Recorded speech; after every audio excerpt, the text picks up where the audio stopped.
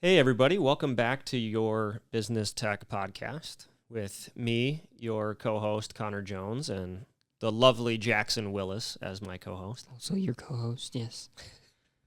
Yeah, What do you have for me today, Jackson? What you got? To kick things off, Connor, we're talking about manufacturing today. Ooh, I love manufacturing. This is fun. What makes the manufacturing industry unique from an IT standpoint? A lot of different things. I more want to say like what doesn't make it unique.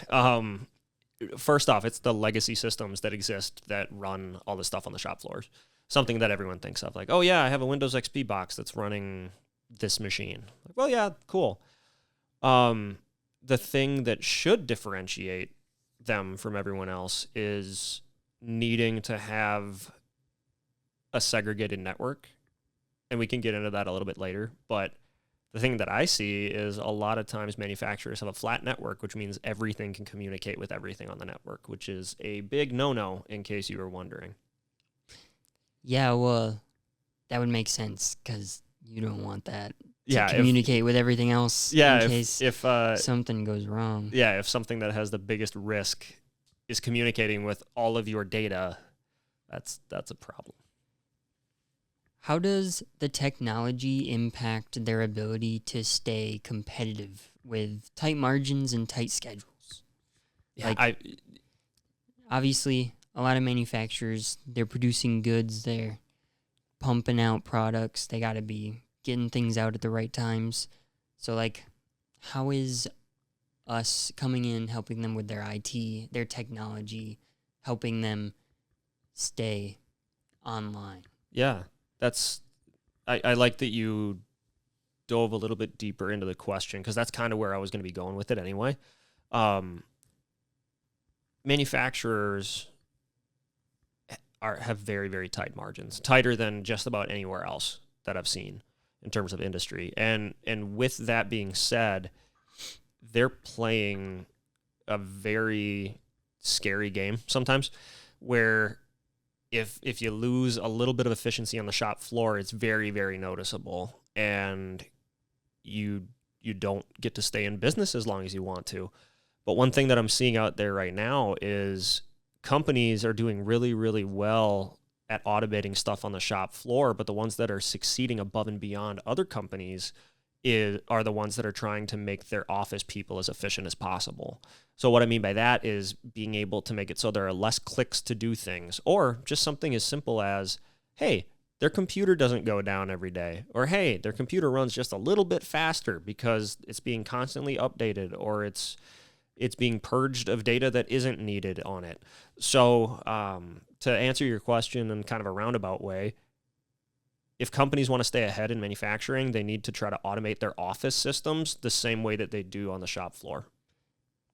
Definitely, yeah. That makes a lot of sense. Kind of on that, what are some of the most common vulnerabilities you see on the plant floor? And like when you go to meet a manufacturer for the first time, what are some of the red flags that you spot right away?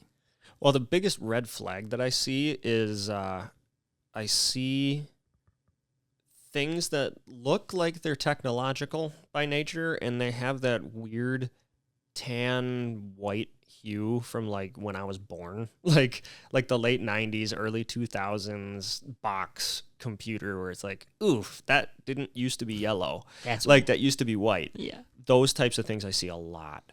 And something else that I see too, and this isn't just for manufacturers, but I will call out manufacturers because we're talking about them.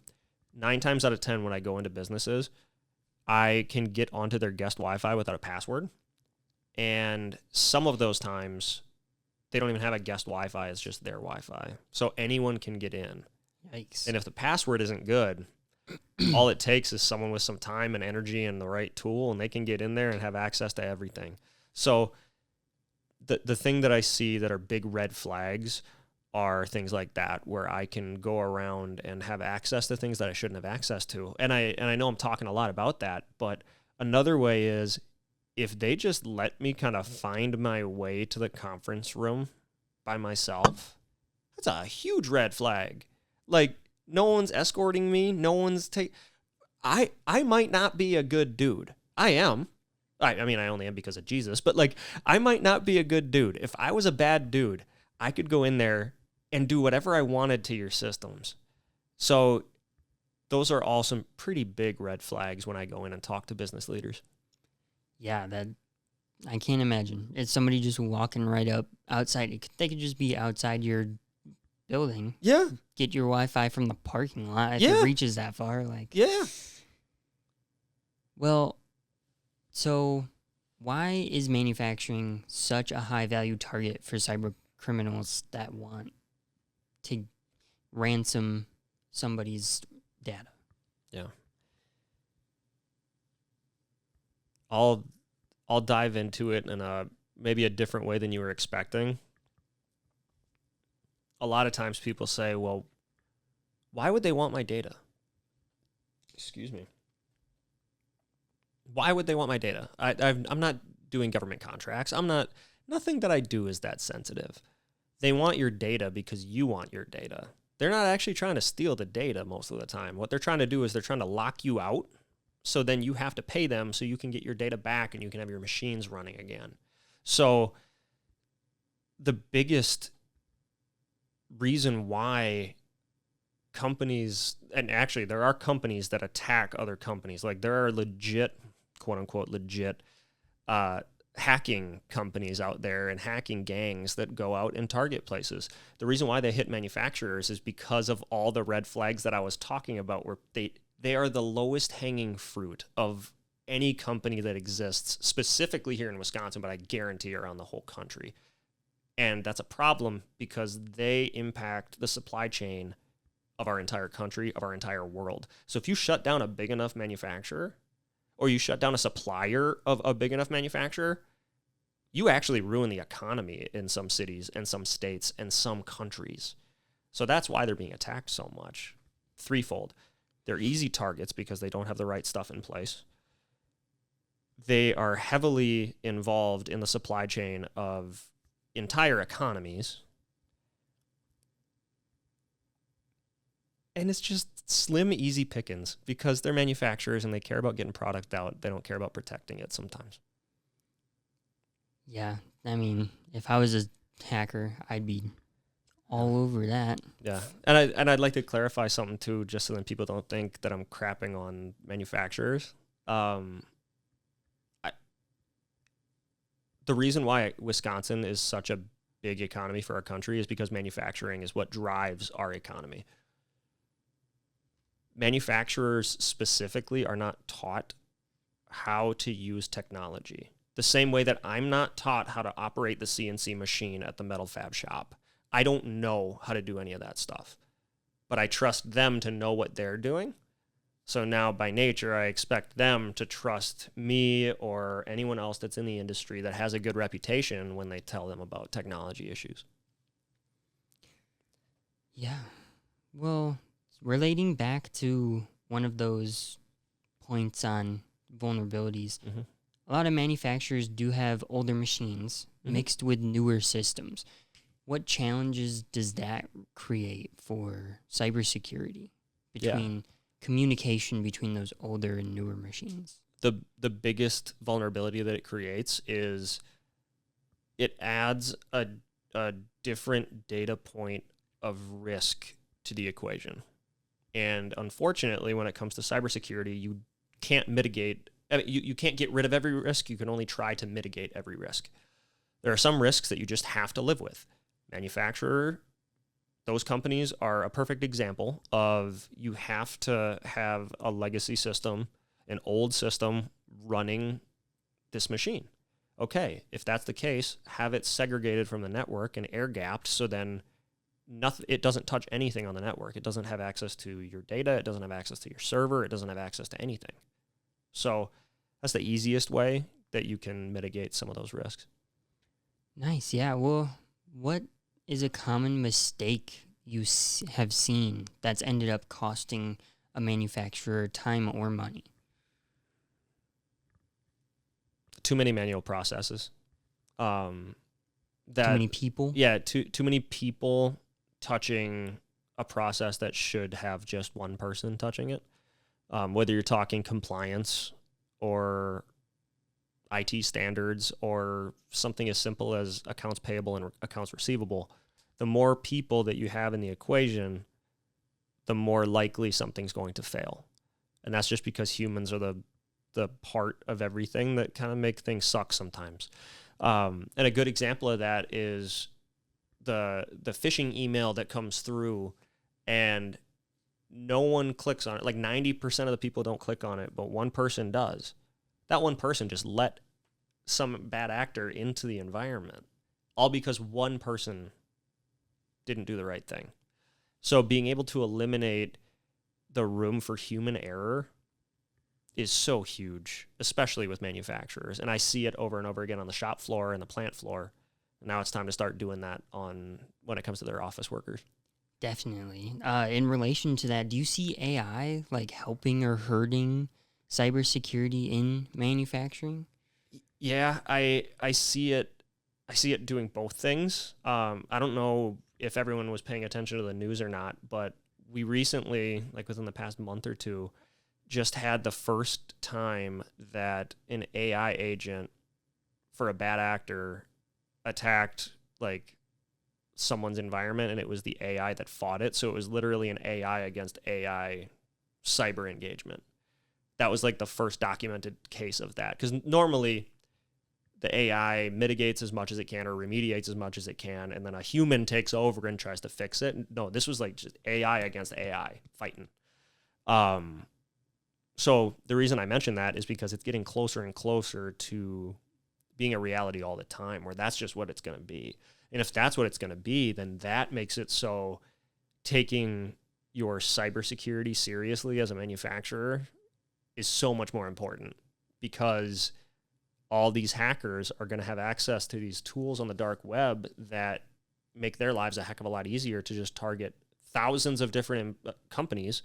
And even if two take the bait, you know how easy it is to get two manufacturers to get hacked out of 1,000? So easy. So easy.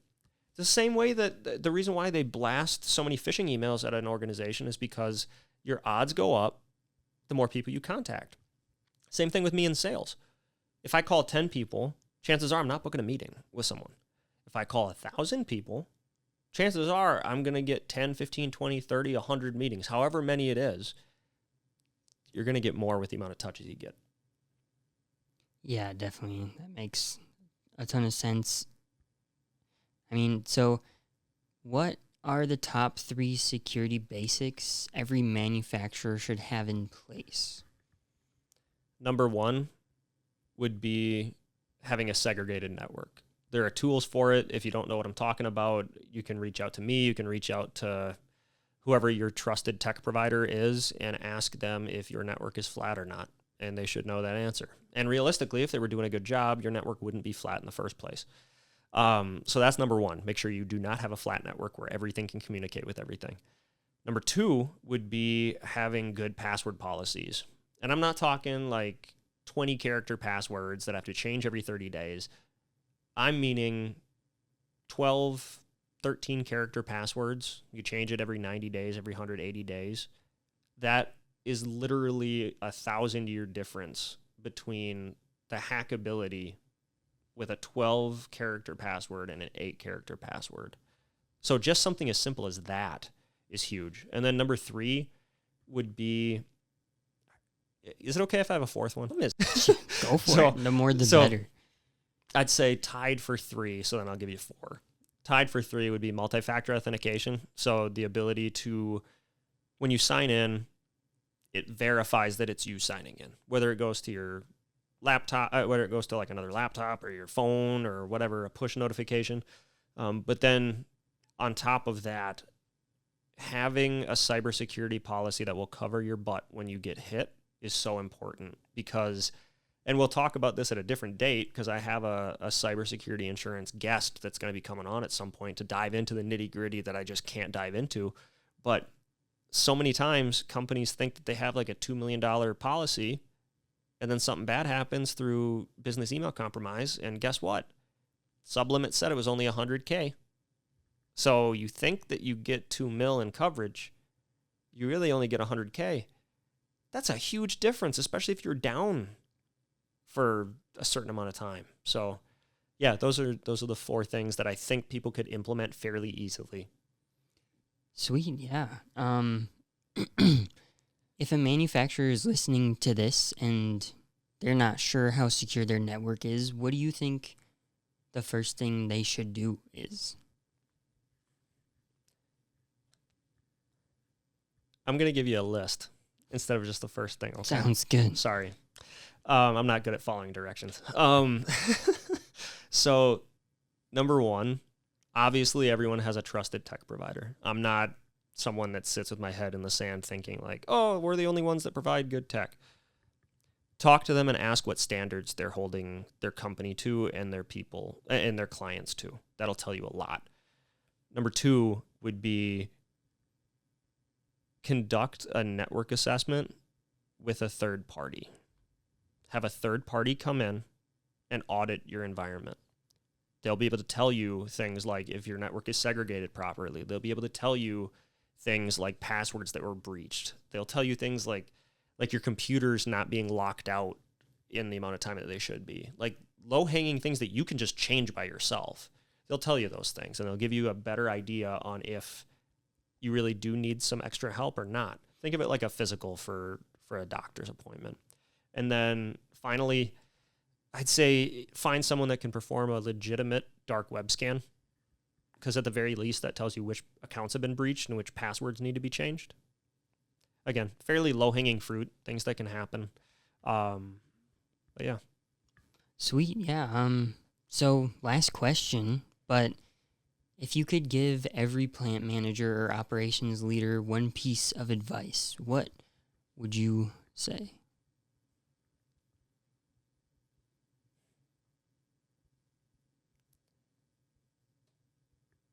Take the news seriously when you hear of places being shut down and when you hear of large organizations going through cyber attacks.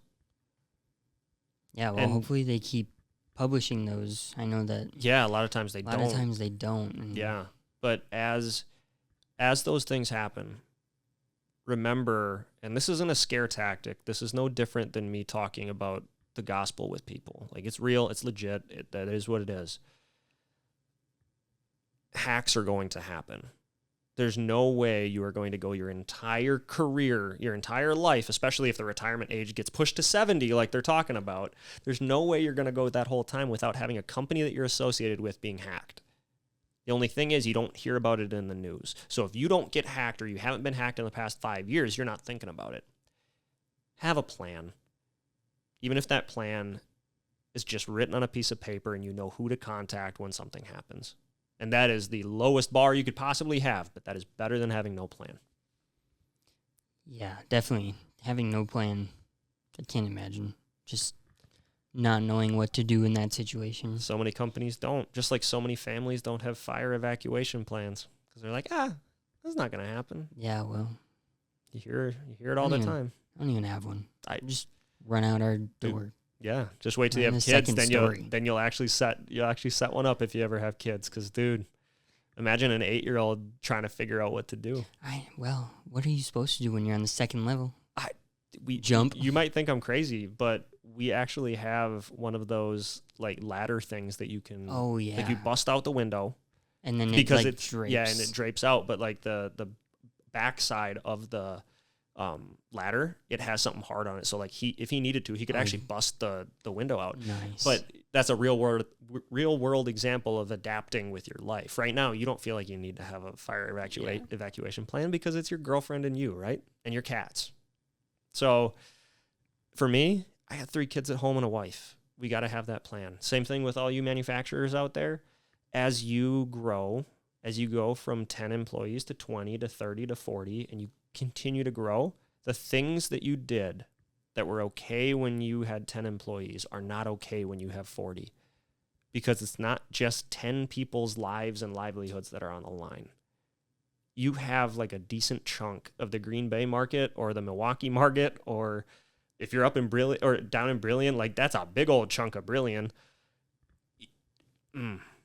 you have to be able to take care of what you have and the people that you have and take seriously the risks that unfortunately exist, because people suck. People like to get money in easy ways. People like to hurt people. Well, thank you for coming to watch this episode. Yeah, thank you, Next guys. I time, appreciate Connor will be having another guest. Yes, I will be. Not sure if we know who it is yet, but I'll keep that a secret for now, but surprise it will be guest. a good guest, I promise. yeah, thank you guys for watching this. Yeah, We'll thank see you you. next time. See you next time.